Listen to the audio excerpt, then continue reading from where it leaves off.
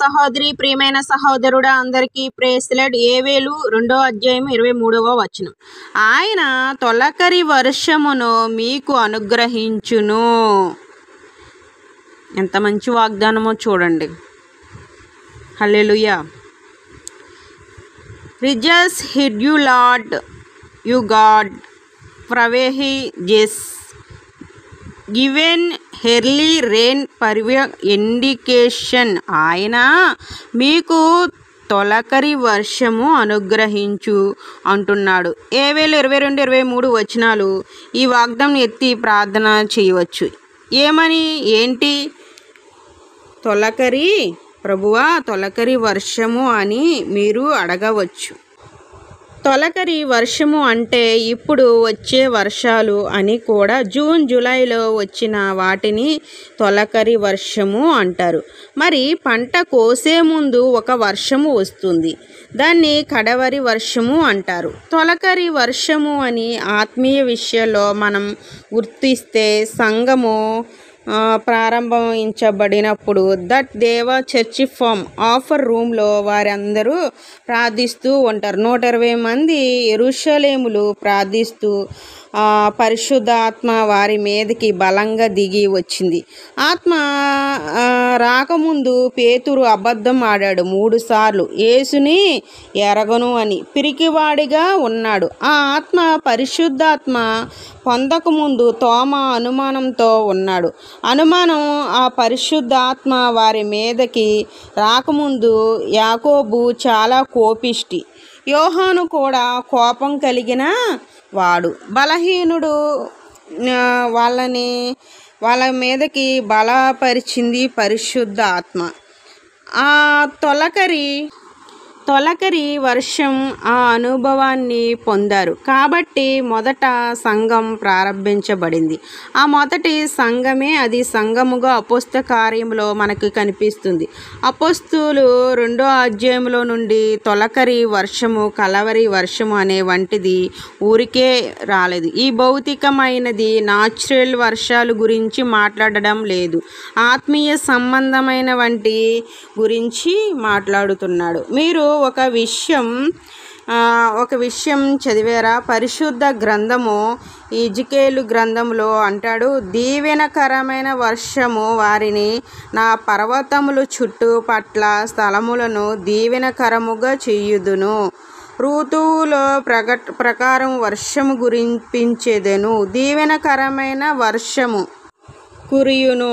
ప్రార్థించండి. కురిపించువాడవు నీవే నాయన అని. దేవుడు బిడ్డలారా, ఆహాబు కాలంలో వర్షాలు కురవలేదు. ఎందుకు అంటే అతని పాపాలు ఎక్కువ అయిపోయాయి.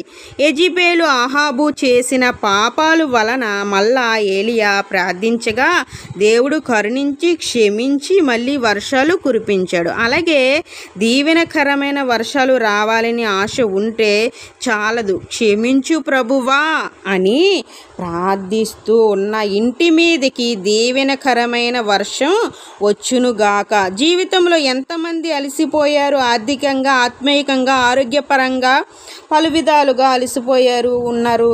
నా వల్ల కాదు, ఎవరైనా ఉంటే నీ మీదకి దేవుడు తొలకరి వర్షము పంపునుగాక. అలసిపోయిన నీకు బలము సమృద్ధిగా చేయునుగాక. సొమ్మసిలిన వారికి ఆయన ఏం కలగజేస్తాడు? బలాభివృద్ధిని ఇస్తాడు. ఆయన ఈ వర్షం, తొలకరి వర్షం దేనికి సూచనగా ఉంది అంటే విజయానికి అనుగ్రహించుటకు దేవుడు పంపిన తొలకరి వర్షం వచ్చినప్పుడు అది వేనకారమైన ఆయన ఆశీర్వాద వర్షాన్ని కుమ్మరించినప్పుడు నీ జీవితంలో విజయం సంభవిస్తుంది, విజయాలు పొందుకుంటావు.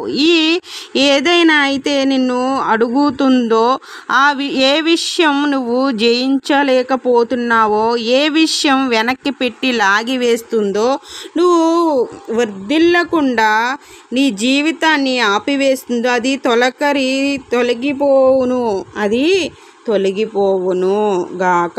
వెండిపోయిన చెట్టు వెండిపోయింది, అనుకుంటున్నప్పుడు అది చిగురు వస్తే మనకి ఏమి కలుగుతుంది? మంచి కాయలు కాసే చెట్టు మీరు ఊరు వెళ్ళి వచ్చేలాగా మొత్తం వెండిపోయింది. అయ్యో, మీకు బాధ కలిగింది. చెట్టు వెండిపోయింది, ఇంత మంచి ఫలాలు ఇచ్చే చెట్టు ఎండిపోవడం ఏంటి అని బాధ అనిపించింది. 2 రోజులు తర్వాత చిగురు కనపడింది. అప్పుడు మీకు ఏమి కలుగుతుంది? సంతోషం. దేనికి సూచన?